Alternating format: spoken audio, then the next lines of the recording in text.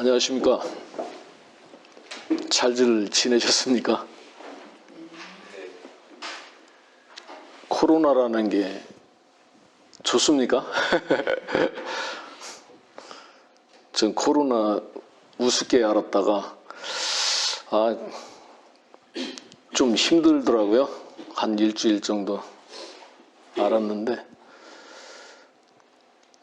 오랜만에 또 사람이 이렇게 무기력하구나. 우리가 이렇게 숨쉬고 산다는 거, 또 오늘 여기 이렇게 경배의 자리에 올 수 있다는 게 하루하루 순간순간 얼마나 많은 주님의 은혜를 입어야 되는지 깊이 이렇게 생각하는 그런 시간들이 돼가지고 코로나가 나쁜 것만은 아니구나. 좋은 부분도 주님 안에서 이렇게 발견하게 됐습니다. 오늘은 또 미국에서 이렇게 귀한 자매님 오셔서 함께 경배 드릴 수 있어서 감사드리고, 목사님이 말씀을 전하셔야 되는데 목사님이 안 계시니까 저는 평소에는 늘 목사님 말씀 듣고 이렇게 지내다 보니까는 실감이 안 나요. 그리고 말씀이 더 날로 분명하게 이렇게 들리니까 은혜 속에 더 이렇게 있고 막 그러다 보니까는 목사님 그렇게 막 실감이 안 나고 막 보고 싶고 막 그런 것도 별로 없는데, 여기 무슨 산이죠? 그 바위 있는 산? 불암산. 그 터널만 딱 지나올 때면 그냥 울컥해가지고 여기 지날 때마다 눈물 흘리면서 아리랑국에 넘는 마음으로 이렇게 오거든요. 근데 이렇게 와서 잠깐 있는데 목사님이 여기 같이 계신 것 같은 그런 마음이 좀 들었습니다. 말씀 한 구절 보겠습니다. 사무엘상 25장 13절 한 절만 읽겠습니다. 그러자 다윗이 자기 사람들에게 말하기를 너희는 각자 자기 칼을 차라 하니 그들이 각자 자기 칼을 차더라. 다윗도 자기 칼을 찼으며 다윗을 따라 약 400명이 올라가고 200명은 소유물 곁에 머물더라. 한 절만 읽었습니다. 이 사무엘상 25장 이 13절 말씀은 제가 주님 만나고 어렸을 때 주님 만나고 주를 위해서 복음을 위해서 살리라 모든 것 다 버리고 이제 주님 섬긴다고 뛰어다닐 때인데 한 1년은 넘고 2년은 안 된 것 같은데 아마 그때 이 말씀이 제게 주어졌거든요. 근데 이 말씀 때문에 수많은 갈등과 혼돈 속에서 있다가 이제 목사님 말씀 들으면서 또 바른 말씀을 만나고 나서 이 말씀이 소름 끼치도록 신실하신 그 주님의 사랑과 은혜로 이렇게 바뀌어지면서 제 입을 통해서 주님의 말씀을 대언할 수 있어서 무한한 영광으로 생각하고 30년 세월이 어떻게 이렇게 참 지나왔는지 많은 그 생각들이 납니다. 말씀을 들을 때면 참 아찔할 때가 이렇게 현기증 나는 것처럼 아찔할 때가 여러 번 있었는데 참 당혹스럽고, 이 말씀이 들린다는 것이 참 이게 놀랍지 않습니까? 목사님, 그 얼마 전에 여기서도 그 바다에 파도 치는 소리를 들을 수 있다고 말씀하셨는데 어떻게 들을 수 있는지 아십니까? 소라 껍질을 귀에다 대면 파도 소리가 들린다 하더라고. 저는 그런 얘기 그전에도 몇 번 들었는데 어렸을 때 에이 무슨 파도 소리가 소라 껍질에서 나냐. 근데 이제 목사님 말씀 듣고 한번 진짜 나나 들어보고 싶어가지고 소라 껍질을 찾아보는데 소라 껍질을 아직 발견을 못했습니다. 여러분들은 들어보셨습니까? 진짜 납니까? 소라 껍질을, 왕소라 큰 거를 양쪽 귀에다가 대도 들을 수 없는 사람이 있더라고요. 누가, 어떤 사람이 들을 수 없겠습니까? 파도 소리를 한 번도 들어본 적이 없는 사람은 아무리 큰 소라 껍질을 갖다 대도 파도 소리인지 뭔지 들을 수가 없겠죠. 하나님이 빛이시잖아요.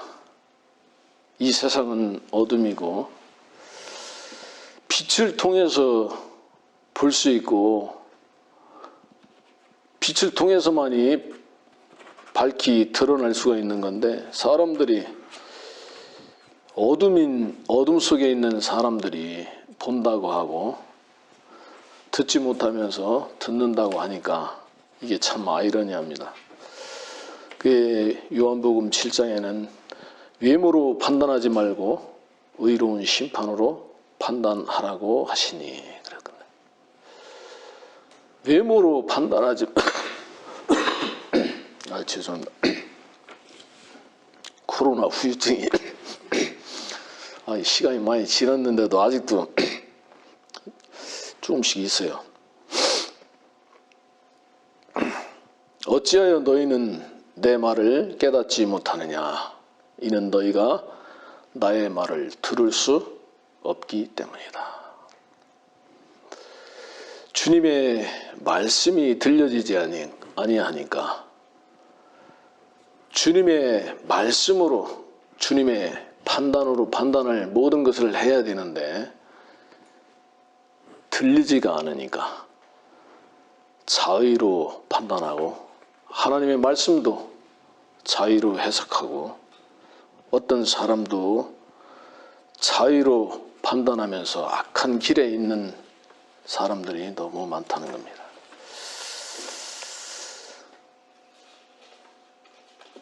하나님이 높이시는 때가 언제라고 생각하십니까? 저는 이 주님 만나고 주님의 은혜를 많이 입어서 주님을 섬기고자 했어요.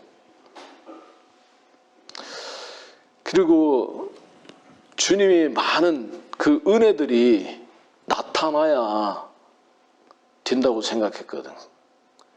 그것이 또 주님이 또 높이시는 거라고 이렇게 생각을 했고, 또 그렇게 말들 하잖아요. 가르치고. 그리고 뭐 은사가 있느니 은사가 없느니 하나님이 나를 이렇게 유명하게 하셨다. 나는 정말 형편없는 존재인데 하나님이 나를 이렇게 높이셨다. 그게 높은 자리에 있더라고요. 기가 막히죠.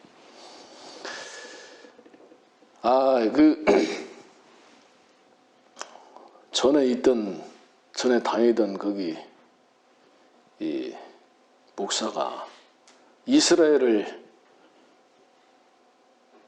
다녀왔다고 하더라고요. 거기 많은 그 정치인들, 또 또 그 유대인들을 복음으로 감동을 시켰다고 막 하는데, 그러면서 로마서 11장에 이스라엘의 그 민족적인 회개와 구원을 이야기하면서 이 하나님의 종을 통해서 하나님이 이 시대에 일하신다고 막 하는데 너무 기가 막힌 거예요. 이 로마서 11장의 말씀은 주님이 마지막 때 시온에서 와서 구원자가 시온에서 와서 이스라엘 민족을 구원한다는 얘기거든. 시온에서 오시는 분이에요. 그 시온은 예루살렘 시온산을 얘기하는 것도 아니거든. 주님이 이 땅에 세우실 시온을 이야기하는 건데, 그 시온에서 구원자가 와서 민족을, 이스라엘 민족을, 하나님의 백성을 회개시키고 구원시킨다는 그 말씀인데, 성경이 잘못되어가지고 이방인의 수가 차면해가지고 이제 이방인의 구원받는 수가 차면 그 날이 온다 하면서, 그 때가 온다 하면서 지금 이 시대에 그 하나님의 종을 통해서 하나님이 말씀을 이루신다 하면서 뭐 엄청 존경하고 떠받들고, 그걸 말하는 사람이나 그 말을 듣고 있는 당사자나 가만히 있는 걸 보면 정말 구역질나고, 이 자들이 정말 하나님의 말씀을 이렇게 난도질하고 정말 무식하게 하나님 앞에 악을 행하고 있는 모습들을 볼 때 너무 안타깝고, 또 거기 줄 서서 따라가는 사람 보면 너무나 불쌍하고, 정말 아무것도 모르면서 종종종 하면서 복음을 빙자해서 사람들을 끌고 가는 것을 볼 때 진짜 한탄스럽고 정말 가슴이 아픕니다.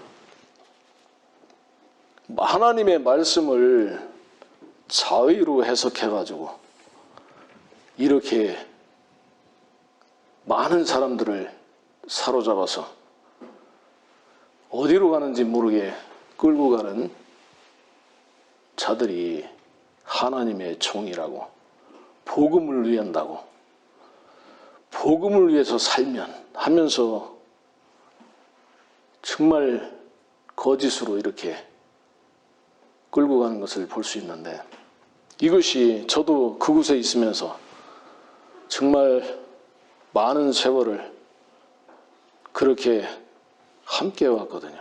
복음을 위해서 모든 것을 다 용납하고, 도둑질도 용납했어요. 복음을 위해서라면. 그래서 복음을 위해서 먼저 드리고 먼저 행하려고 하다 보니까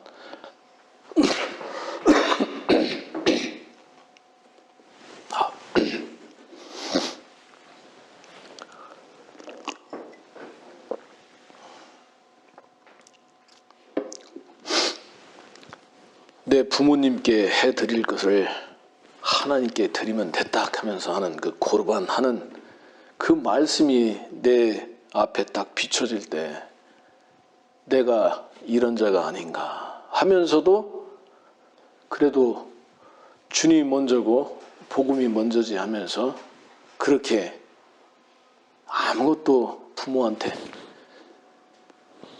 자식한테, 형제들한테 아무것도 해준 것 없이 그렇게 헌신하면서 복음을 위해서 살았거든요. 그것이 자부심이 됐었어요. 또 한때는 뭐 믿음이 있다고, 뭐 바른 말씀을 가지고 있다고 막 하는데, 당신들 다 던져봤어? 당신들 다 드려봤어? 모든 것을 주님께 드려봤냐고 하면서 속으로 자부심을 가지고 믿음도 아니면서 그렇게 많은 시간들을 보내왔습니다.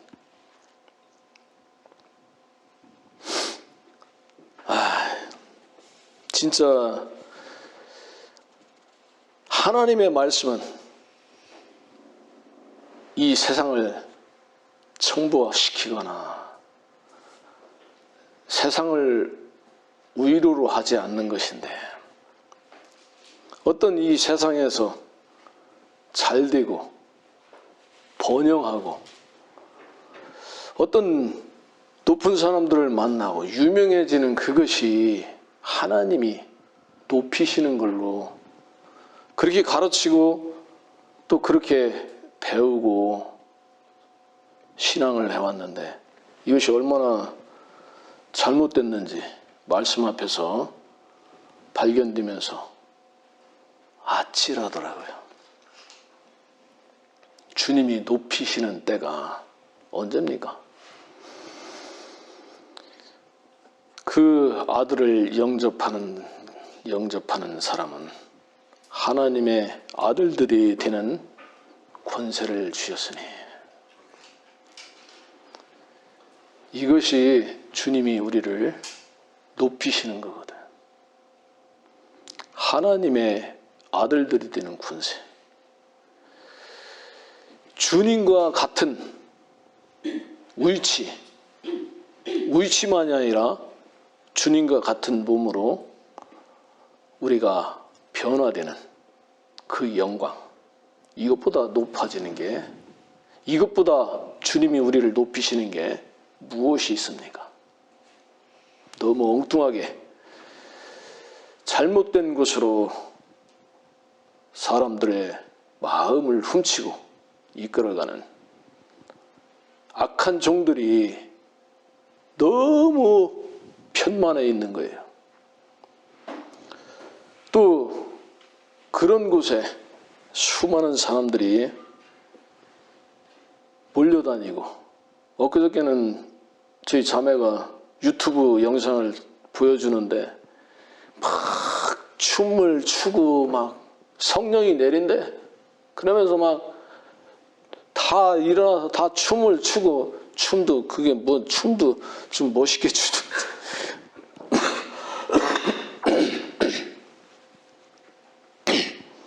흔들어 가면서 막 흐느적거리면서, 와 진짜 완전 미쳐버리네.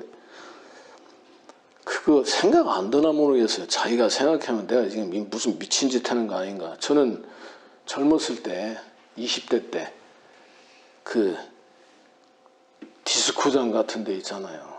그런 데 몇 번 가봤거든. 거기 술 먹고 이제 막 가서 막 거기서 흔들어 쌓고 막 미친 짓을 하는데, 그러다가 이제 잠깐 이렇게 앉아서 쉬고 그러잖아요. 그럼 이렇게 앉아서 쉬면은 이게 무슨 짓인가. 저 사람들을 봐도 미친놈들 같고 다 미친 년놈들이고, 나도 미친 짓이고, 내 다시는 안 온다 이게 뭔 짓거리냐 그러면서, 근데 어느 날 보면 또 거기 가 있고, 참 조금만 생각하면 이것이 정말 맞는 건가 아닌가 분별할 수 있을 텐데, 또 하나님을 믿는다는 사람들이 말씀을 들어보면 알 수 있을 텐데 안 듣는 거예요. 못 듣는 거야. 이 하나님의 말씀은 내가 듣고자 해서 듣는 것이 절대 아니더라고요. 낮은 자에게 정말 주님을 필요로 하는 그런 마음의 위치에 있을 때만, 어린아이의 위치에 있을 때만 이 말씀이 들려지는 것이지, 절대 막 원해서 그 열심히 하는 사람들 많더라고. 근데 전부 다 종교고, 전부 다 바리새인이고, 전부 다 열심을 내는, 정말 주님의 은혜가 뭔지, 믿음이 뭔지, 누림이 뭔지 이런 거 모르면서 열심히 하나님을 섬기고 있는 거예요. 경배의 전제가 무엇입니까? 바른 말씀을 만나니까 영과 진리로 경배한다는 것이 무엇인지를 이야기하는데, 지금 보니까 실상이 없어요. 영과 진리로 경배하는 건 말씀에 있잖아요. 개역성경은 신령과 진정이라고 해갖고 또 사람들을 혼돈에 빠뜨렸는데, 영과 진리로 경배하려면은 그 말씀은 죄송합니다. 영과 진리로 경배해야 된다고 말씀에 기록되어 있으니까 영과 진리로 경배한다 하는데, 그럼 영과 진리로 경배하는 게 뭐야? 생각이 뒤잖아요. 영과 진리로 경배는 창세기 22장에 처음 나오거든. 경배에 대해서. 그 경배의 전제는 번제인 것입니다. 제가 이 말씀을 목사님을 통해서 들을 때 아찔했거든요. 껍데기였구나. 다 내가 하잖아. 내가 하면서 경배, 영과 진리로 경배 드린다 하잖아요. 몇 년 전에 다니던 교회 형제를 만나서 길에서 형님, 요즘 어디 나가세요? 어디 나가는 데 있어요? 온 세상 교회가 다 썩어서 갈 데가 없다. 그랬더니, 교회, 우리 교회 나오세요. 야, 나 거기는 너무 썩었어. 그랬더니, 우리같이 봉사하고 헌신하는 데가 어디 있습니까? 하면서 자랑 삼아서 이야기를 하더라고. 그 주님 앞에 가가지고 헌신했습니다. 봉사했습니다. 해라.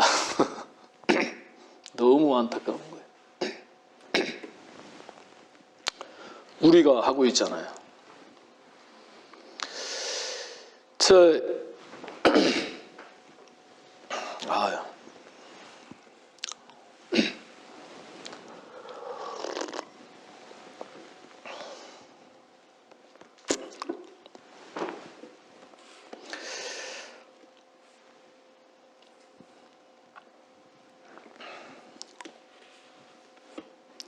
말씀으로 돌아가야 되겠습니다.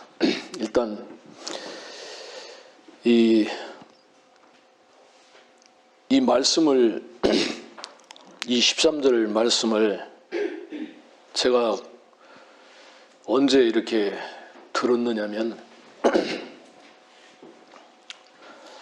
제가 구원받고 1년 넘고 2년 되기 전에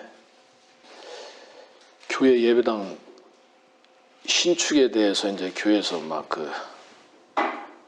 땅을 사고 건물을 져야 되겠다, 막 그런 이제 시작을 막 이제 하려고 했을 때인데, 그때 여름 수양회가 있어가지고 여름 수양회 갔다 와서 이제 한 분이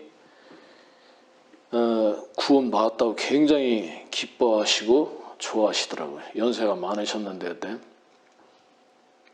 과수원도 하고 좀 이렇게 삶이 좀 넉넉한 것 같았습니다. 근데 예배당 공사하고 막 이거 한다 하니까는 교회를 안 나오시더라고.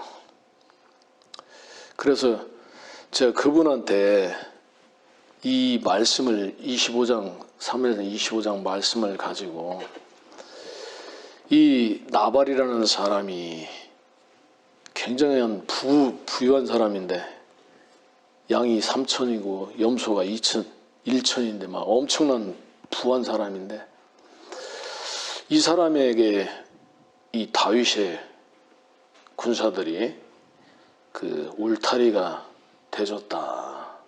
그래서 안전했다. 근데 그 양털 깎는 날, 잔치하는 날을 이 다윗이 그때 피해 다닐 때니까 좀 나한테 은혜를 좀 입게 하라. 그 사람들을 종들을 보냈는데, 이 사람이 이 말씀을 좀 보면서 이야기할게요. 10절, 나발이 다윗의 종들에게 대답하여 말하기를, 다윗이 누구며 이새의 아들이 누구냐? 요즘은 저마다 주인에게서 떨어져 나간 종들이 많도다. 그러니 내가 내 빵과 내 물과 내 양털 깎는 자들을 위하여 잡은 내 고기를 취하여 어디에서 왔는지도 알 수 없는 자들에게 그것을 주겠느냐 하더라. 전혀 이 다윗에 대해서 이 사람이 알지를 못하더라고요. 그러면서 주인에게서 떨어져 나간 종으로 이렇게 여기는 거예요. 그러면서 완전히 무시했거든. 다윗은 하나님이 세우신 왕으로서 가서 내 이름으로 문안하고 이렇게 얘기해서 은혜를 잊게 하라고. 좀 자세히 알고 싶으면 네 종들한테 물어보라. 그러면은 자초지종을 다 알 것이다. 이렇게 자세하게 얘기를 해줬는데 이 종들이 가서 다윗의 이름으로 그대로 구했는데 이렇게 나발이 이렇게 나오는 거예요. 그래서 저는 이 말씀을 가지고 다윗의 은혜로 이 사람이 이렇게 풍족함을 누리고 있는 겁니다. 우리가 사는 것이 하나님의 은혜입니다. 뭐 어르신께서 이렇게 넉넉한 삶을 사시는 것도 주님의 은혜라고. 뭐 주님께 드리고 싶으면 드리고 싶은 마음이 없으면 안 드려도 된다고. 그거 왜 교회를 안 나오시냐고 이제 가서 이렇게 교제를 하려고 이 말씀을 쫙 읽었어요. 근데 13절에 딱 왔는데 다윗이 칼을 차라 딱 했는데 이게 나한테 말씀이 딱 꽂힌 거야. 나를 죽이시겠다는 거지. 주님이 왜 나한테 이 말씀이 들리는지 그때 그냥 하나님이 나한테 말씀하시는 걸로 그냥 딱 들렸어요. 그래가지고 막 이 말씀이 팍 꽂혀가지고 갑자기 막 두려운 마음이 막 생기면서 교제 대강하고 그때부터 도망가기 시작했거든. 내가 구원을 받았는데 왜 하나님이 나를 죽이신다고 했는가? 이해할 수가 없는 거예요. 이게 하나님이 나한테 하신 말씀인가? 아니면 마귀가 하나님의 말씀을 빙자해서 나를 속인 건가? 헷갈리는 거죠. 이 말씀을 갈등이 생겨가지고 또 그 당시 하나님의 말씀에 대한 이 불신이 딱 생기면서 막 마음이 다 무너지고 막 이 믿음의 중심이 흐트러졌을 때거든요. 그러니까 막 이 말씀이 또 오니까 막 엄청 갈등스러웠거든. 그게 너무 힘들고 어려워서 집회할 때 사역자들 그 집회 또 사역자는 또 굉장히 좀 우리가 이렇게 저기하게 보잖아요. 인정하잖아. 2번씩이나 교제를 청했는데 이 부분에 대해서 이야기를 해주질 못하더라고요. 안 풀리는 거예요. 시간이 지나면서 하나님께서 주님을 의지하라고, 내가 뭐 하는 것보다 주님을 의지하라고 하나보다, 그러면서 이렇게 그냥 지나왔어요. 근데 완전히 이것이 깨끗하게 이렇게 풀어지지가 않았었어요. 근데 이 바른 성경에 보니까 이 벨리알의 자식이라고 하더라고. 여기 나발을 향해서 한번 보겠습니다. 17절. 그러므로 이제 당신이 해야 할 일을 알아서 숙고하소서. 이는 우리 주인과 그의 모든 집을 해치기로 결정되었음이니이다. 주인은 벨리알의 아들이기에 그에게 말할 수 있는 사람이 없나이다. 이 나발의 아내인 아비가일에게 그 종들이 와서 이렇게 주인이 나발이 악담을 했다.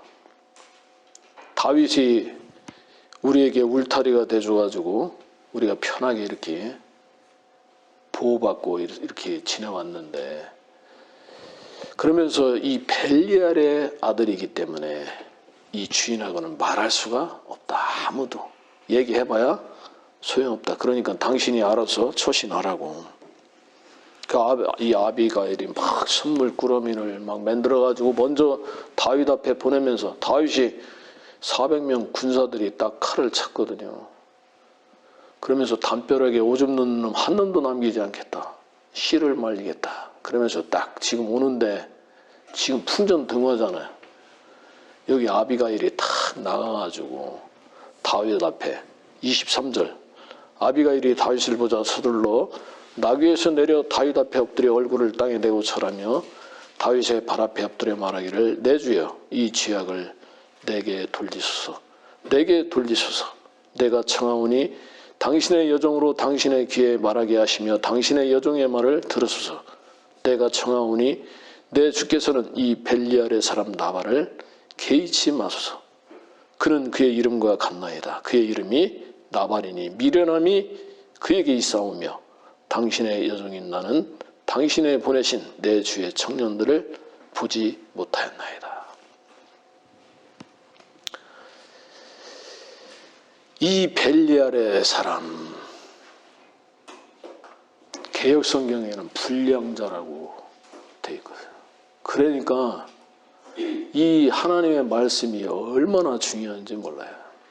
불량자라고 이 말을 이렇게 기록해놨기 때문에 여기서 나를 찾기가 너무 힘들었던 거야. 근데 이 벨리알의 사람, 벨리알의 자식인 이 벨리알이 도대체 뭐냐?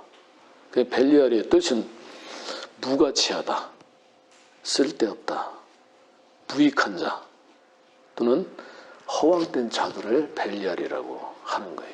벨리알이 어디에 제일 먼저 나오냐면은 신명기 13장 13절에 나옵니다. 같이 보겠습니다. 신명기 13장 13절.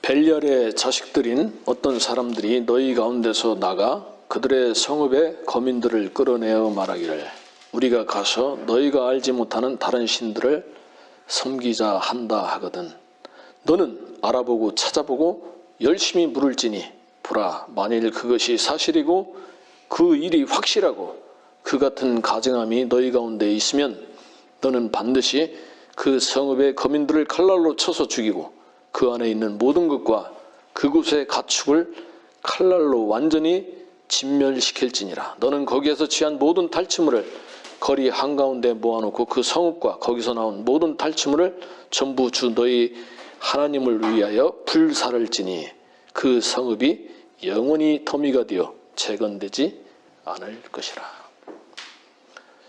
하나님께서 이 벨리알에 대해서 이 신명기는 새롭게 주님이 이 명령하시는 것인데 10계명을 주시고 또 새롭게 계명을 주시는 거예요. 신명기가. 근데 이 벨리알의 자식들에 대해서 말씀하시면서 굉장하게 여기 보면은 알아보고 찾아보고 열심히 물어보고 그것이 사실이면 아주 완전 다 불사질러라고. 가축까지 다 불사질러라고. 엄청난 하나님이 이 엄중하게 말씀을 하시는데 이 벨리알이 13장 신명기 13장 13절에 나오잖아요. 이 요한복음 13장 13절에 유다 이스카리옷이 나오거든. 유다 이스카리옷이 이 말이 이게 히브리어입니까? 잘 안 되네. 영어로 철자로 하면은 13자라고 하더라고. 요한복음 13장 13절에 이스카리옷이 나오고 여기 신명기 13장 13절에 이 벨리알의 자식이 나오는데 우연이라고 생각이 들지는 않습니다.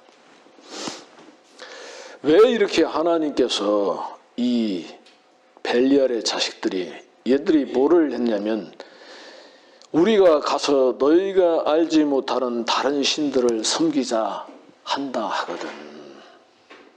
여기에 하나님이 진노하시는 거예요.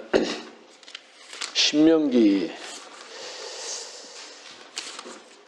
5장 10계명을 다시 하나님이 말씀하시면서 모세를 통해서 말씀하시면서 5장 6절 나는 이집트 땅 종의 집에서 너를 인도하여 낸 주 너의 하나님이니라. 너는 내 앞에 다른 어떤 신들도 있게 하지 말지니라. 너는 내게 어떤 새긴 우상이나 위로 하늘에 있는 것이나 아래로 땅에 있는 것이나 땅 아래 물에 있는 것에 어떤 모습도 만들지 말며 너는 그것들에게 절하지 말고 그것들을 섬기지 말지니라.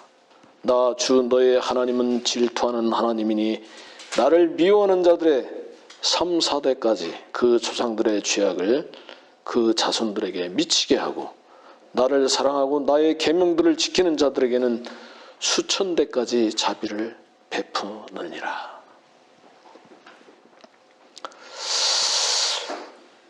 나는 너의 하나님이다. 너는 내 앞에 다른 어떤 신들도 있게 하지 말지니라. 너는 내 앞에, 너는 내 앞에. 여기는 주어가 하나님이십니다. 네가가 아니에요. 근데 개역성경은 어떻게 되냐면 너는 다른 어떤 신들도 네게 있게 하지 말지니라 하면서 주어가 네가가 돼 있어. 이 하나님의 말씀이 왜 이렇게 중요하냐면 이게 바뀌는 거예요. 주어가 바뀌어.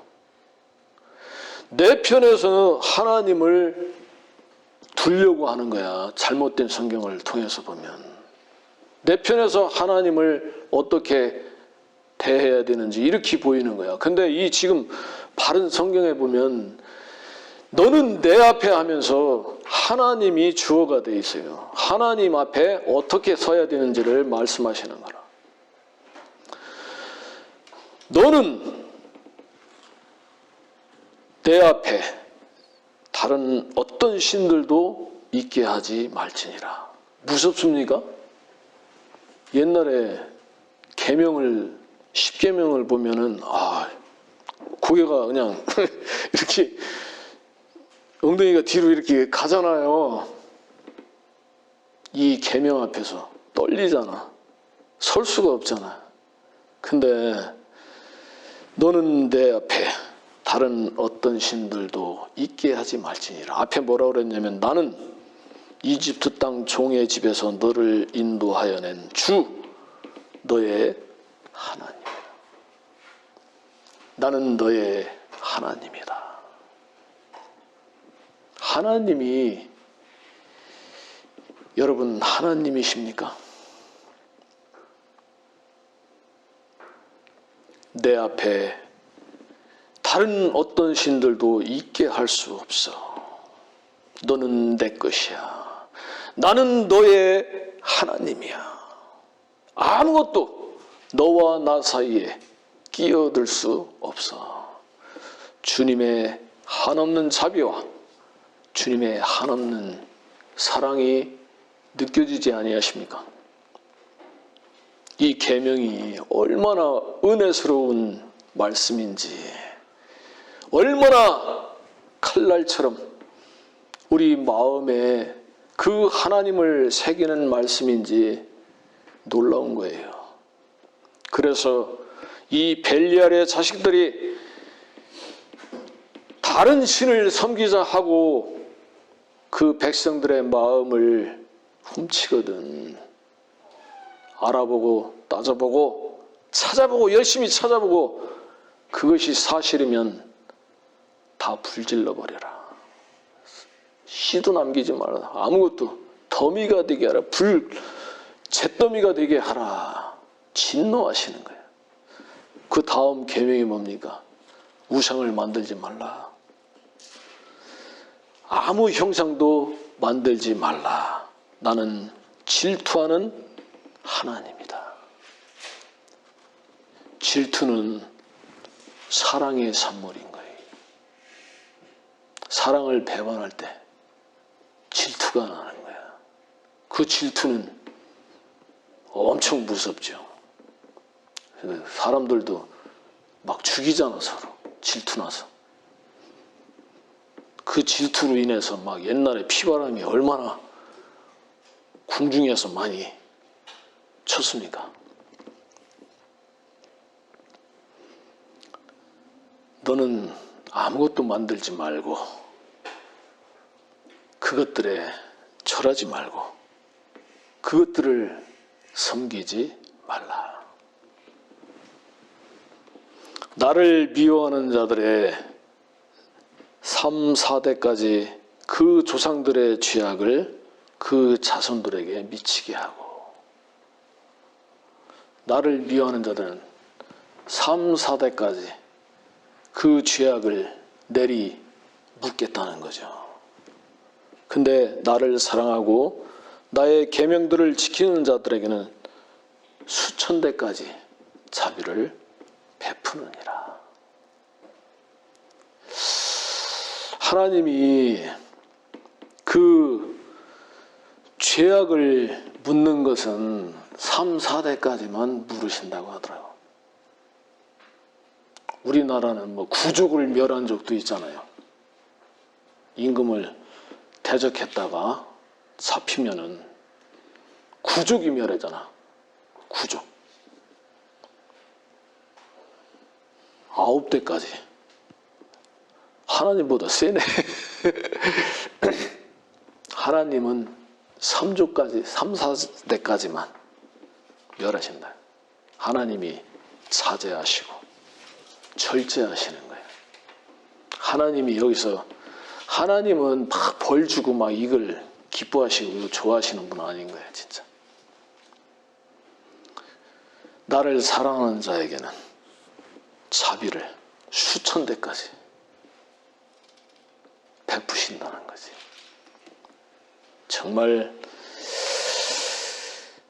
이 주의 말씀을, 우리 자매는 말씀을 별로 안 좋아해. 말씀을 딱 보면은 졸리대요. 공부하기 싫다. 공부를 워낙 못해가지고 옛날 그게 너무 새겨져가지고 공부로 생각을 하니까 이 말씀이 얼마나 은혜스러운지, 야, 말씀 좀 봐라. 5분 정도 보면은 졸려가지고 해롱해롱 합니다. 아, 이 말씀이 너무 은혜스러운 거예요. 이 계명 속에 그 하나님의 명령으로만 들었는데 그 계명 속에 주님의 사랑과 은혜가 또 이렇게 막 함축되어 있는 그것을 발견하면서 왜 하나님이 이 벨리알의 자식들에 대해서 이렇게 진노하시는가? 사랑인 거예요. 너희는 나를 바라봐. 나를 섬기고 나를 너희들은 따라야 되는데 다른 신들을 섬기자 하거든 제1계명을 거슬리는 거죠. 그리고 제2계명 우상을 만들고 거기다 절하고 그것들을 섬기는 것, 질투하시는 거예요. 하나님은 살아계신 하나님이신 거죠. 너무 많은 사람들이 우상을 섬기는 거예요. 저 오늘 제목을 하나님의 성전과 우상들이라고 이렇게 정하고 싶거든. 여러분들 하나님의 성전이십니까? 하나님이 여러분들 안에 거하시는, 여러분 몸이 하나님의 거룩한 성전이십니까? 하나님을 믿는다는 수많은 사람들이 우상을 섬기고 있는 거예요. 가장 큰 우상이 뭡니까? 자기인 거예요, 자기. 내 맘대로 하잖아. 하나님을 섬기는 것도 내 맘대로 하잖아. 하나님의 말씀을 듣고 의로운 심판으로 판단해야 되는데 내 맘대로 생각해. 사람을 외모로 보고. 목사님 말씀을 들어보면 알잖아요. 목사님이 무엇을 말하는지 들어보면 알잖아. 이렇게 말씀 전하는 이 시대에 하나님의 종이, 말씀의 종이 어디에 있습니까? 십자가의 실상을 이렇게 분명하게 말씀하시는 하나님의 종이 어디 있습니까? 다 십자가 건물에만 걸어놓지 십자가가 다 없어요. 구원은 받았다고 하지만 십자가가 마음에 없는 거예요. 이 십자가를 통과해 본 적이 없어. 구원을 받는 것은 죽고 다시 살아야 돼. 거듭난다는 것은 죽고 다시 사는 거예요. 십자가를 통과해야 되는 거. 그리고 구원 받을 수가 없어요. 근데 구원 받았다. 죄는 없대게 다. 근데 목사님 말씀이 십자가의 실상을 이야기하는데 이 말씀을 듣고 감동해야 하는데 뭔 얘기하는지도 몰라. 이게 무슨 예수님 믿는 겁니까?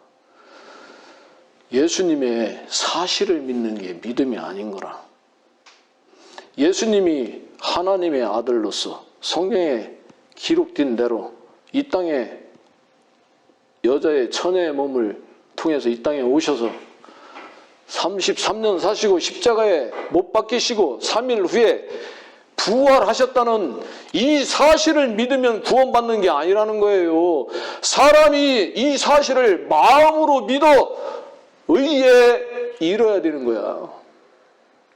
마음으로 믿어 의에 도달해야 되는 거야. 어떻게 의에 도달합니까? 의로자 성령께서 오시면 죄에 대하여 의에 대하여 심판에 대하여 세상을 책망하시리라. 의에 대하여라 하면 내가 아버지께로 감이라. 다시 사셨다는 거예요. 다시 사는 걸 말하는 거예요.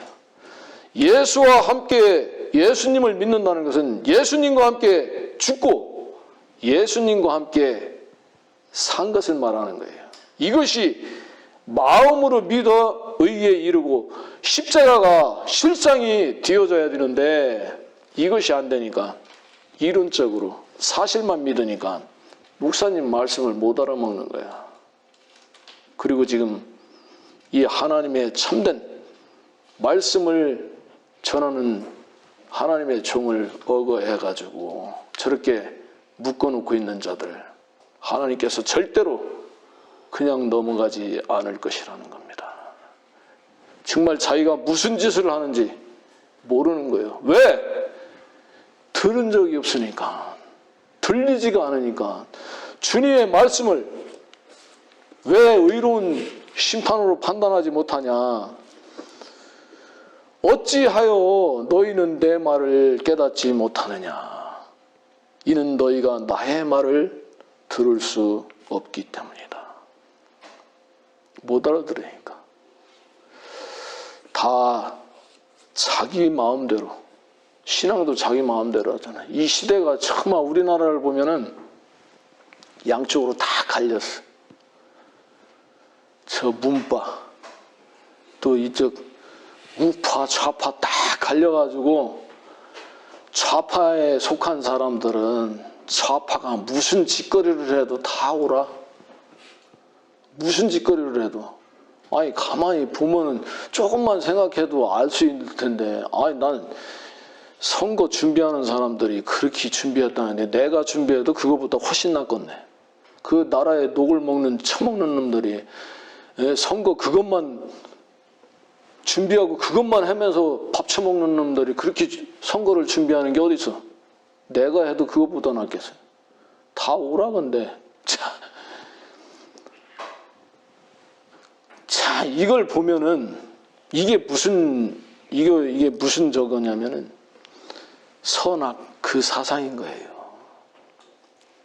네 편, 내 편 이렇게 해가지고 선악으로 딱 갈라는 종교의 그 사상이 딱 박혀있는, 사람들이 그 종교의 영인 마귀에게 딱 잡혀있는 겁니다. 이방인의 때가 차면 그날이 온다고 그랬는데 그 이방인의 때가 가득하다. 진짜 주의 날이 정말 가깝다.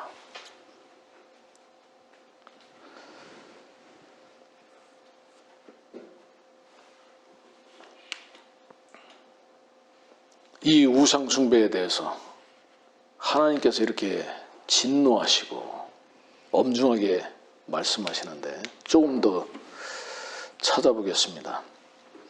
재판관기 19장 22절.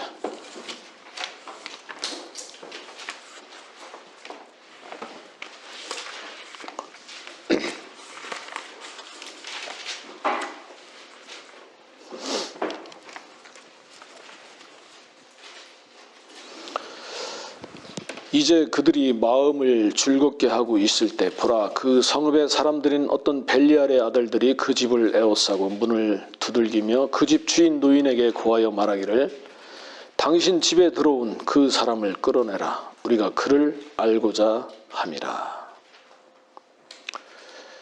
이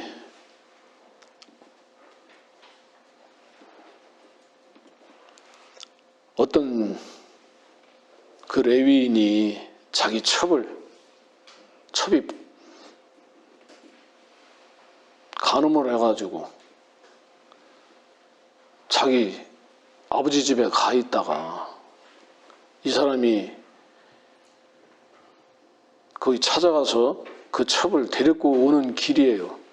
데리고 오다가 베냐민 지파에 그 한 곳에 가서 이렇게 머물게 됐는데 그 베냐민 지파 그 속에 이 벨리알의 아들들이 있었는데 그들이 니네 집에 온 사람을 끌어내라. 우리가 욕보이겠다는 거죠.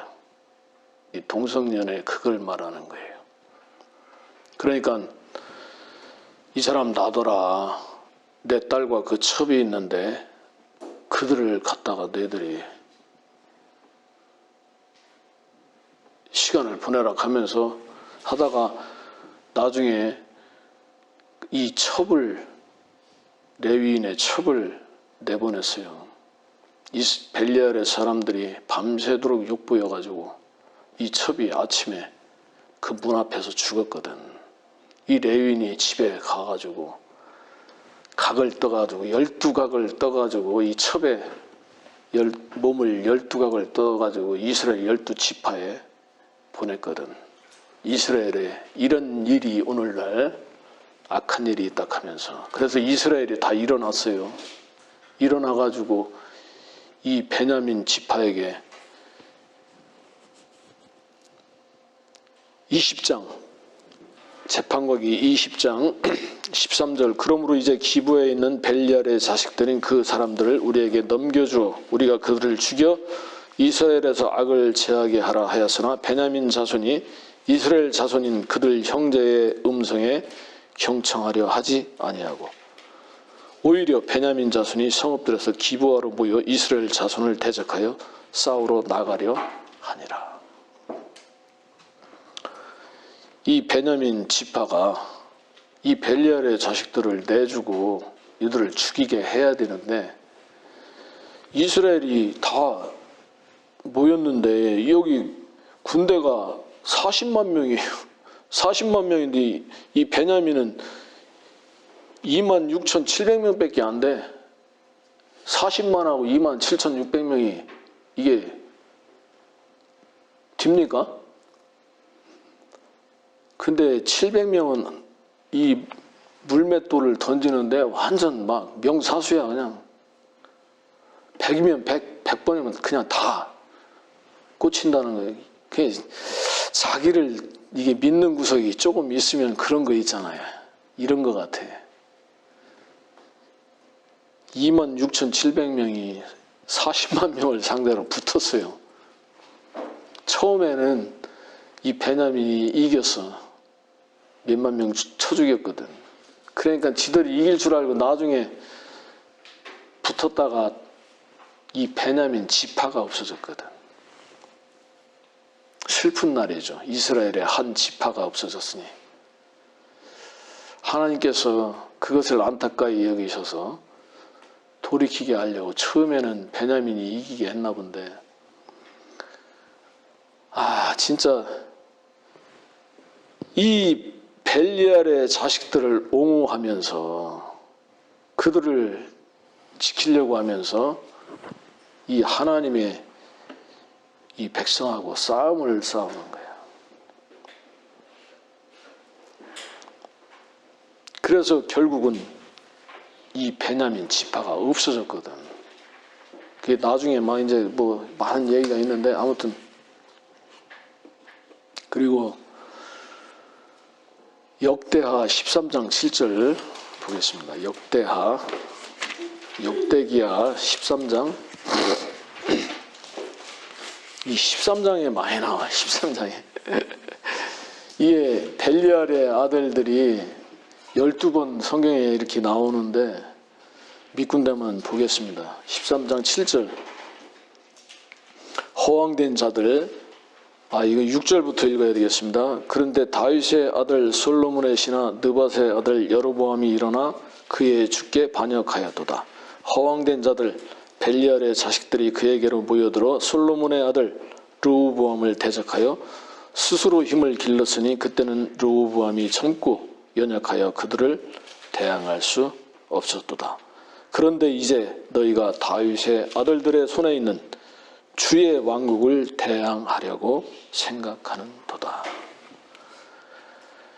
여로보암이 일어나서 그 주께 반역하는데 여기 벨리알의 자식들이 함께 하는 거예요.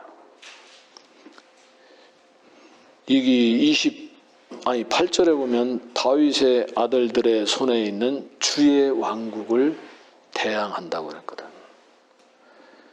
주의 왕국을 대항하는 일에 벨리알이, 그 여로보암이 일하는데 그 벨리알이 거기 함께 하는 거예요. 또 엘리 제사장이 있잖아요. 엘리 제사장의 아들들은 벨리알의 아들들이다, 이렇게 나오거든. 그 누가 하나님께 그 제사를 드리면은 그 제물을 하나님께 드리기 전에 막 삶기 전에 와가지고 생고기 날락하면서 그 제사장의 종들이 와가지고 그걸 막 가져가고 하나님의 제사를 무시하는 거지, 멸시하는 거지. 그리고 사무엘상 30장에는 다윗과 함께 시글락을 치러 갔던 사람들 중에 벨리알의 아들들이 있는데, 다윗이 시글락을 칠 때 200명은 피곤해서 남겨놓고 400명만 데리고 갔었거든. 거기서 얻은 탈취물을 가지고 나눌 때 다윗은 모두에게 공평하게 나누라고 하는데 이 벨리알의 자식들과 악한 자들이 나와가지고 여기 남아있던 사람들한테는 하나도 주지 말고 우리 자식과 우리 아내 우리끼리 나눠 먹자.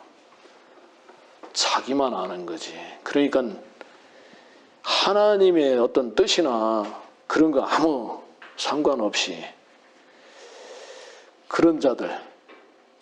또 시므이가 다윗이 압살롬을 피해 갈 때 다윗을, 시므이는 이 사울의 집안 사람인데 사울이 죽고 막 그 사울이 망한 것이 다윗이 죽인 걸로 이렇게 여겨가지고 피 흘린 자여 벨리알의 자식이여 하면서 막 다윗을 비아냥거리면서 그랬거든요. 또 사무엘상 20장에는 베냐민인 피크리의 아들 시바라는 사람이 우리는 다윗에게 복도 없고 유업도 없다 하면서 백성들의 마음을 돌이켰어요. 이런 일들을 벨리알의 아들들이 행하는 거야. 그 이세벨이 나봇의 포도원을 아합에게 돌릴 때 그 거짓 증인 두 사람을 세워서 나봇이 왕이 되려고 했다 하면서 모함을 해가지고 그 나봇을 죽이고 포도원을 뺏어가지고 아합한테 돌렸잖아요. 거기에 거짓 증인 두 사람이 바로 벨리알의 아들들이었거든. 이 벨리알의 자식들이 이런 일들에 쓰임을 받는 거예요. 그러면서 제가 이 벨리알의 아들들에 대해서 이렇게 이 말씀들을 찾아보면서 이 벨리알의 아들들이 바로 나구나, 나라는 존재구나. 늘 하나님을 거스리고 거역하는 게 멀리 있는 게 아니잖아요. 여러분들 원수와 왼수의 차이를 아십니까? 이거 진짜 어록에 이건 기록해야 돼. 원수는 갚아야 되고 왼수는 갚으면 안 되는 거잖아요. 우리는 원수가 나를 해롭게 하고 나한테 손해를 입히고 나한테 내가 믿게 보이는 그 사람을 원수로 생각하잖아. 그리고 나는 왼수고. 이게 바뀌었어요. 나를 어렵게 하고 나를 미워하고 나를 힘들게 하는 자들은 나를 하나님께로 인도하는 왼수인 거예요. 선지자야 진짜. 원수는 누구냐? 내가 원수인 거예요. 정말 모든 게 나한테 있더라고. 이런 말씀을 들으면 정말 얼마나 감동이 됩니까? 근데 왜 안 들리는지 모르겠어. 그래서 내가 벨리알의 자식이구나, 마귀 자식이구나. 원래 이 나라는 존재 속에 마귀가 역사하고 있는 거잖아요. 나를 세워놓고 그곳에 마귀가 역사하고 있잖아요. 뱀에게 흙을 먹을지니라. 이 육체를 마귀가 딱 주관하고 있는 거예요. 나를 세워놓고 그 속에서 온갖. 그래서 이전 사람에 대해서는, 이전 행실에 관해서는 기만의 욕망에 따라 썩어진 옛사람을 벗어버리고 너희 생각의 영 안에서 새롭게 되어 하나님을 따라 의와 참된 거룩함 안에서 창조된 새 사람을 입으라 그랬잖아요. 이전 행실, 옛사람, 이것은 기만의 욕망에 따라 썩어진 옛사람인 거예요. 기만이라는 것은 미끼를 통해서 유혹하는 걸 말하는 거예요. 늘 그 미끼에 우리가 잘 걸리잖아. 그래가지고 이 기만의 욕망에 따라서 이미 썩어진 옛 사람을 쫓아갈 때가, 나를 섬기고 나를 위하고 내 편에 서서 모든 것들을 판단하고 행할 때가 너무 많은데, 이것이 바로 벨리알의 자식들이더라고. 하나님의 뜻에 관심이 없고 하나님이 어떻게 이 백성들을 인도하시는지, 다윗을 하나님이 어떻게 여기시는지 여기 전혀 상관없이 다윗을 대적하고 우상을 섬기고 하나님 악하게 여기시는 동성연애, 간음, 이런 것들을 행하는 자들, 하나님의 왕국을 대항하는 정말 이 악한 자들이 벨리알의 자식들이에요. 이것을 개역성경은 불량자라고 해놓으니까, 불량자니 나는 불량자가 아닌데 하니까, 내가 하나님이 왜 나한테 이런 말씀을 하시는가, 왜 칼을 차시는가, 이거 정말 몰랐는데 바른 말씀을 통해서, 또 바른 말씀을 들으면서 내가 누군지 알아가면서 내가 벨리알의 자식이구나, 이것이 너무 분명하게 보이는 겁니다. 그래서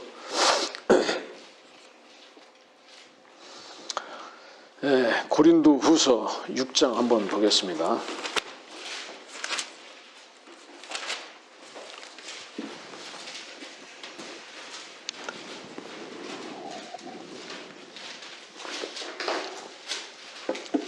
(6장 14절) 믿지 않는 자들과 멍에를 같이 매지 말라. 의가 불의와 어찌 관계를 맺으며 빛이 어두움과 어찌 사귀겠느냐. 그리스도가 벨리알과 어찌 조화를 이루며 또한 믿는 자가 믿지 않는 자와 어떤 부분을 같이 하겠느냐. 하나님의 성전과 우상들이 어찌 일치되겠느냐. 이는 너희가 살아계신 하나님의 성전임이라. 아멘. 그리스도와 벨리알이 어찌 조화를 이루며 빛과 어두움이 어찌 사귀며 하나님의 성전과 우상이 어찌 일치할 수 있겠느냐. 사무엘하 23장 6절 보겠습니다. 사무엘하 23장 6절.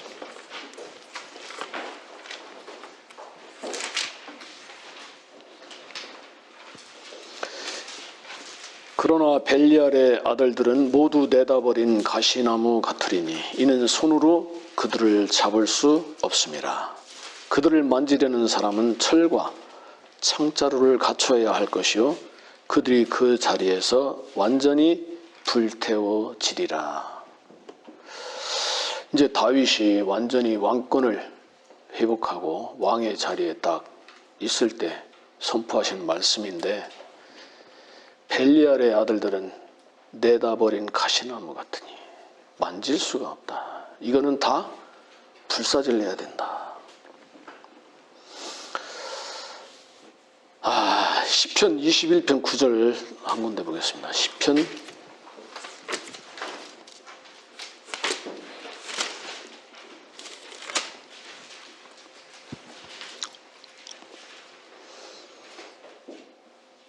9절. 주께서 노하실 때 그들을 불타는 화덕같이 만드시리니 주께서 주의 진노로 그들을 삼키시며 그 불이 그들을 소멸하리라.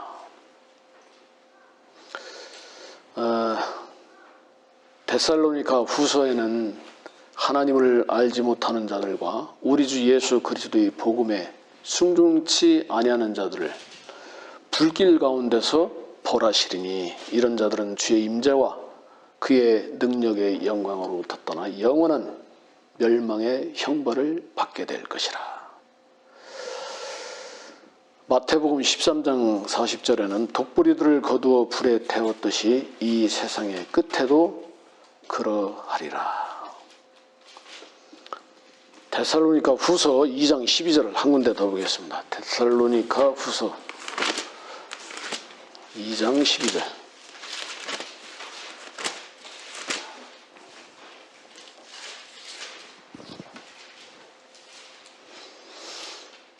구절에 그 악한 자가 오는 것은 사탄의 역사에 따라 모든 능적과 표적들과 거짓 이적들과 멸망하는 자들 안에 있는 모든 불의의 속임수로 오는 것이니 이는 그들이 진리의 사랑을 받아들이지 아니하여 구원함을 받지 못하였기 때문이라. 이로 인하여 하나님께서 그들에게 강력한 미혹을 보내셔 거짓말을 믿게 하심은 진리를 믿지 않고 불의를 좋아하는 모든 자로 심판을 받게 하려 하심이라. 진리를 믿지 않고 불의를 좋아하는 모든 자로 심판을 받게 하려 하심이라. 믿지 않는 저 사람들을 얘기하는 거죠. 근데 이 진리를 믿지 않고 불의를 좋아하는 이 사람이 누군가 나라는 사람이더라고. 진짜 그렇게 안 믿는 거야. 여러분들 삶의 목적이 무엇입니까? 돈 많이 벌어서 잘 먹고 잘 사는 겁니까? 그건 아니다 가면서 열심히 그쪽으로 가고 있잖아요. 삶의 목적이 무엇입니까? 주의 말씀이 나의 삶 속에 이루어지는 것 아닙니까? 주의 말씀이 이루어지게 하려면 어떻게 해야 됩니까? 내 힘을 쓰지 않는 거예요. 정말 피를 쓰지 않는 거야. 이놈의 피가, 나는 피가 끓어. 지금도 잘 끓어. 그 피가 끓어가지고 이 피를 자꾸 피를 쓰려고 하는 거죠. 이게 얼마나 저주받은 피인지. 이 피를 써야 되는 게 아니고 피를 흘려야 되는 건데.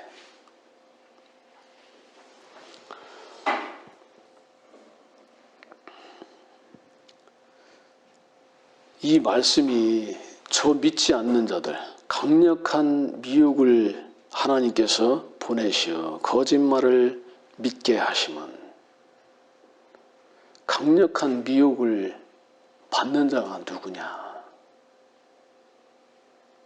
우리가 얼마나 이 강력한 미혹에 잘 반응하냐는 거예요. 저는 반석이 되고 싶었어요. 마음이 그냥 너무 출렁거리는 게 너무 싫더라고. 태산처럼, 바위처럼 딱 듬직하게 버티고, 어떤 풍파가 쳐도, 세상 환란이 닥쳐도 탁 버티고 막 그래야 되는데, 너무 흔들려, 조그만 일 가지고도. 그런 게 너무 싫어가지고, 마음의 힘을 가지려고 했는데, 반석은 주님이시더라고. 주님 안에서 지금은 쉴 수 있는데,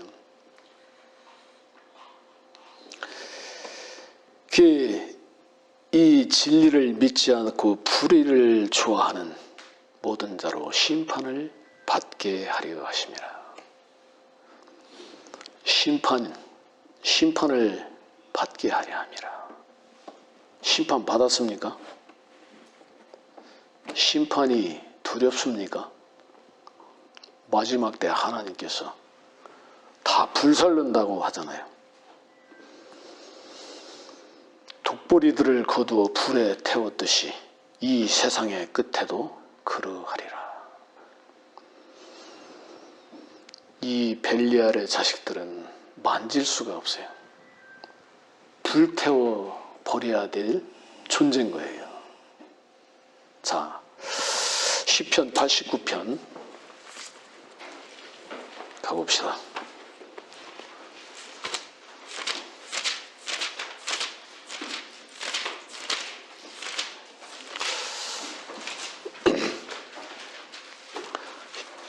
시편 89편 14절. 주의 보좌의 처소는 정의와 공의며 자비와 진리가 주의 얼굴 앞에 가리이다. 이사야 42장 3절 같이 보겠습니다. 이사야 42장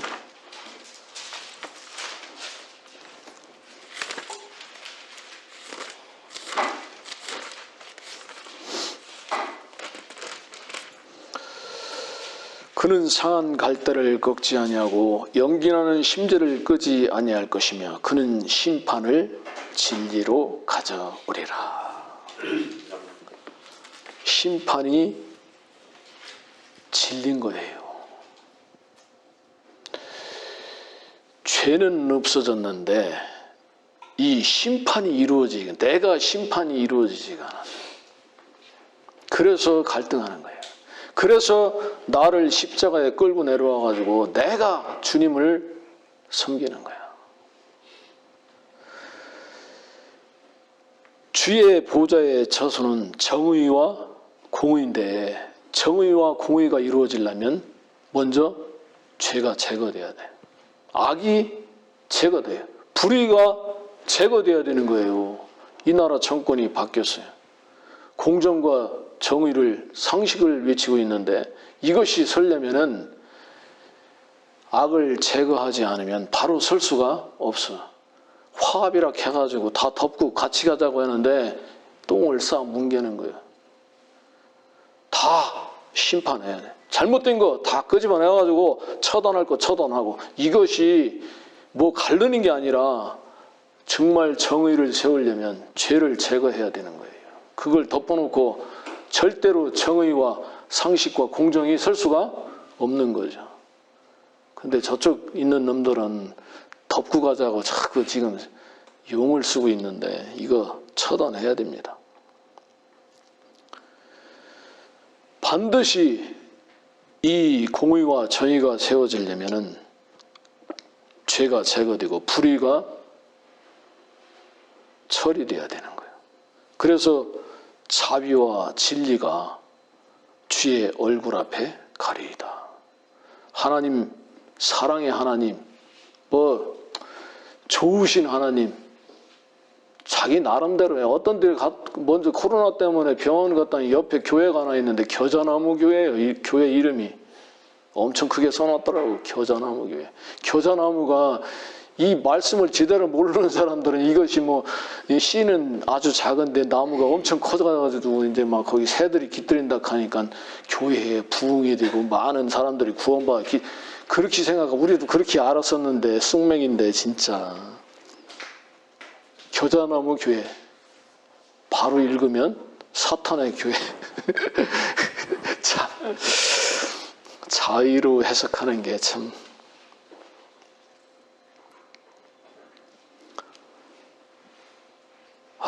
그래, 주님은 상한 갈대를 꺾지 아니하고 연기나는 심지를 끄지 않는다고 하셨어요. 그러면서 심판을 진리로 가져오시는 거예요. 이것이 복음입니다. 마땅히 불태워져야 되고 마땅히 심판을 받아야 되는 저들을 위해서 주님이 불태워진 거예요. 주님이 심판을 받으신 거예요.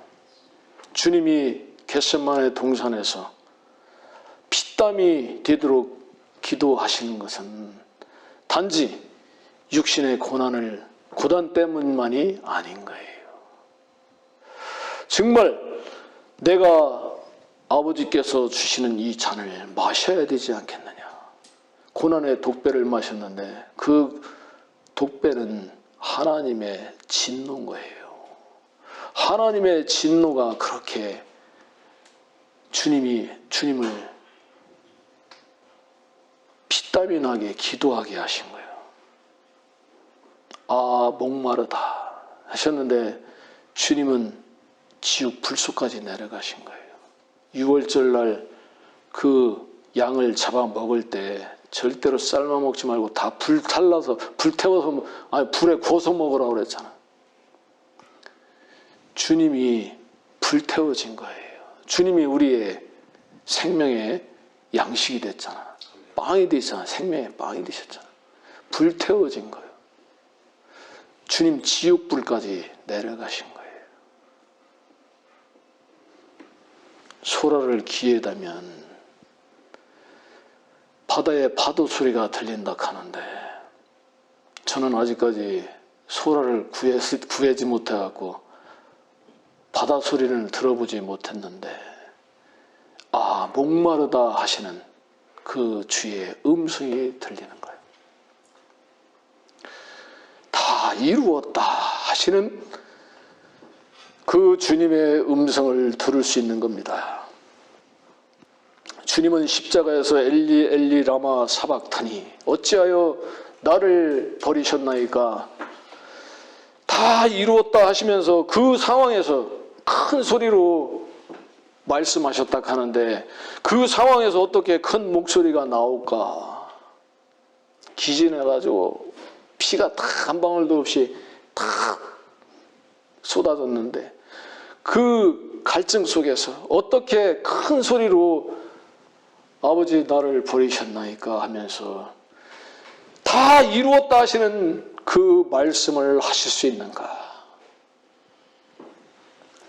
이것은 정말 나 나를 버리셨다는 것을 우리한테 새겨주기를 원하셨고, 다 이루었다. 너희 구원을 다 이루었다. 그것을 정말 주님 모든 힘을 다 해서 외쳤다는 거지. 그 큰 소리가, 그때 외쳤던 그 큰 음성이 지금 나한테, 여러분 각 개인의 가슴 속에 조용히 귓속말로 하시는 말씀으로 들려지지 않습니까?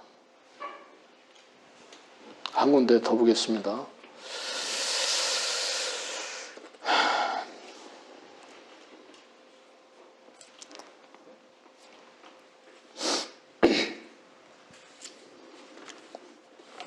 예레미야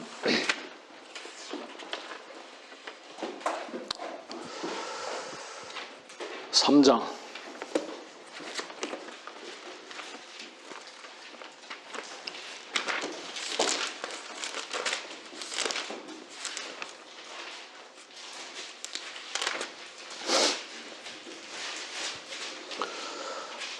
13절 주 너의 하나님을 거슬러 범죄한 것과 모든 푸른 나무 아래서 타국인들에게 네 길을 흩어버린 것과 너희가 내 음성에 복종하지 않았던 네 죄악을 인정하기만 하라.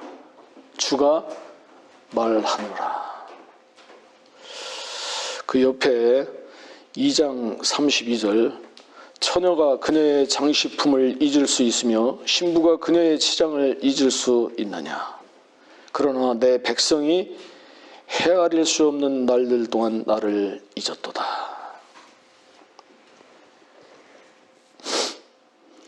인정하기만 하라.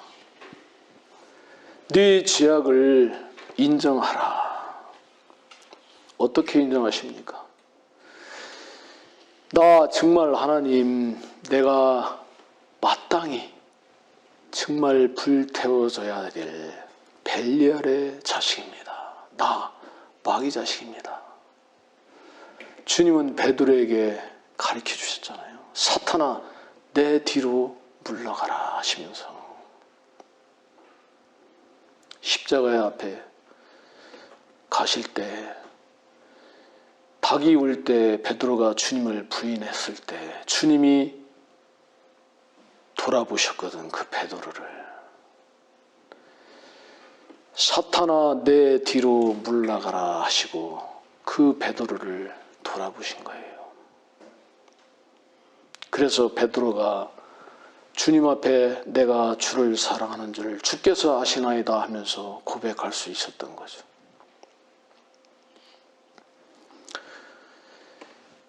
여러분, 심판이 두려우고 심판을 피해야 되는 게 아니라 정말 하나님은 심판을 진리로 가져오신 거예요. 심판이 진리인 거예요. 진리가 너희를 자유케 하리라. 이 몸이 십자가에서 죽고 심판을 받지 않고 어찌 자유할 수 있습니까? 근데 지금 이 시대에 복음을 전한다는 자들이 심판이 없어. 십자가를 통과하질 못하고 통과한 적이 없고, 그러면서 죄 사함 받고 구원받는 건 좋으니까 그거는 받아들이는데 이 심판에 대해서 알질 못하는 거예요. 심판, 내가 마땅히 심판받아야 될 죄인입니다. 내가 벨리알의 자식입니다.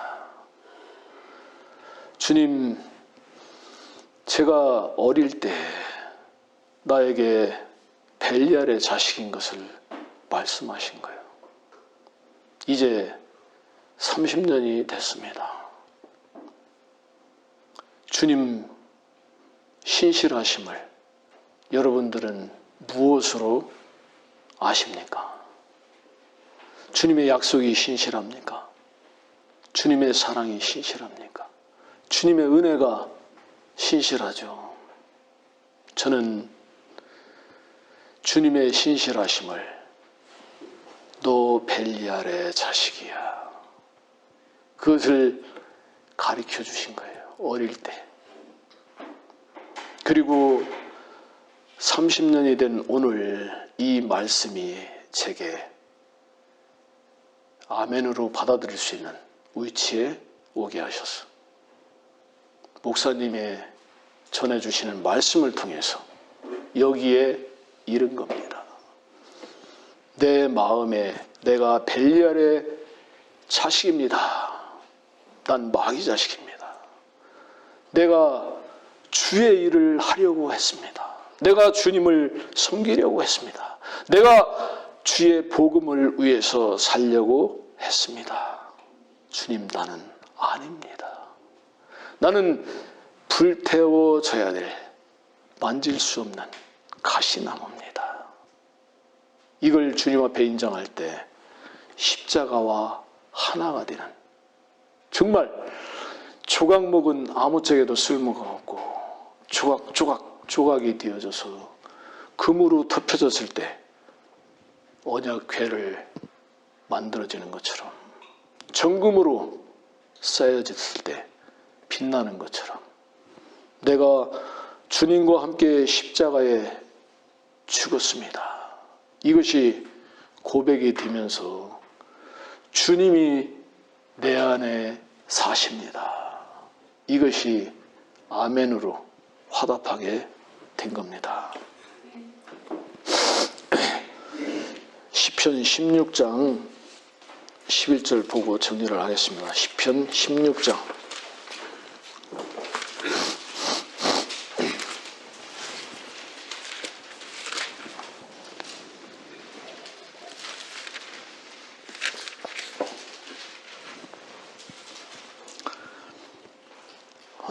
16장 11절 주께서 내게 생명의 길을 보여주시리니 주의 면전에는 충만한 기쁨이 있고 주의 오른편에는 즐거움이 영원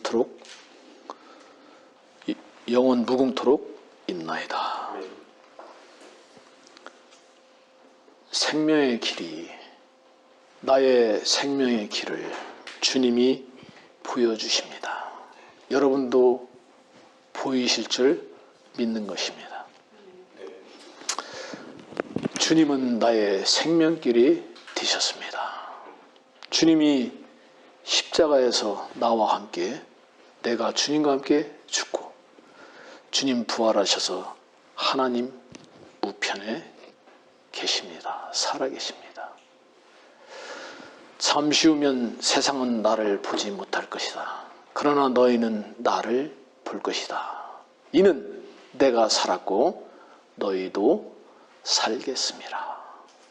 여러분 사셨습니까? 주님과 함께 죽고 주님과 함께 사셨습니까? 그 날에는 내가 아버지 안에, 너희가 내 안에, 내가 너희 안에 있는 것을 알게 되리라. 놀랍지 않습니까? 마땅히 불태워져야 될 우리가 주님 안에 있고 주님이 내 안에 있습니다. 우리 주님이 하나님 안에 있는 것을 우리는 보는 것입니다. 주께서 내게 생명의 길을 보여주시리니 주의 면전에는 충만한 기쁨이 있고, 여러분 기쁨이 충만하십니까? 늘 나한테서 충만을 찾는 거예요. 내가 충만해야 주님도 섬기고 주님을 찬양하고 그러는 줄로 아는 거예요. 충만은 주님에게 있는 것입니다. 그의 충만한 데서 우리가 받으니 은혜 위에 은혜더라. 우리가 할 게 아무것도 없어요. 그리스도의 단순함에서 떠날까 두려워하노라. 주님이 다 이루셨어. 주님이 다 하셨어요. 충만한 기쁨이 있어요. 우리에게 충만한 기쁨이 있고 주의 우편에는 즐거움이 영원 무궁토록 있나이다. 주님이 우리를 즐겁게 받아주시고 우리를 대하시는 그 주님이 우리의 생명이 되신 겁니다. 놀랍지 않습니까? 이사야 33장 보고 마치겠습니다. 이사야 33장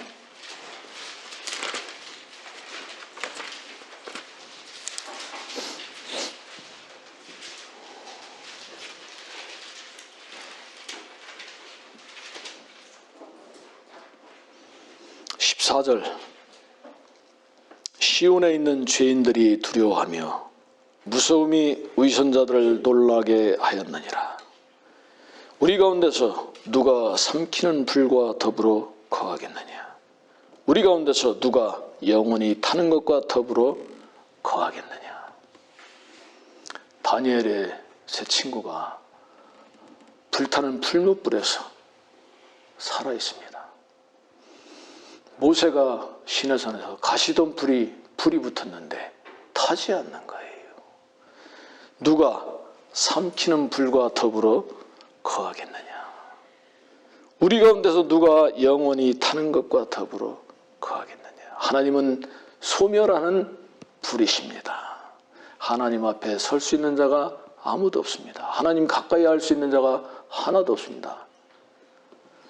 우리가 주님의 은혜로 불타는 하나님이 소멸하시는 하나님과 함께 있는 겁니다. 심판이 와도 두렵지 않습니다. 주님의 영광을 찬양하는 것입니다. 주님이 우리의 생명이 되시고 길이 되시고 진리가 되셨습니다. 주님을 영원 무궁토록 찬양하는 것입니다. 감사합니다.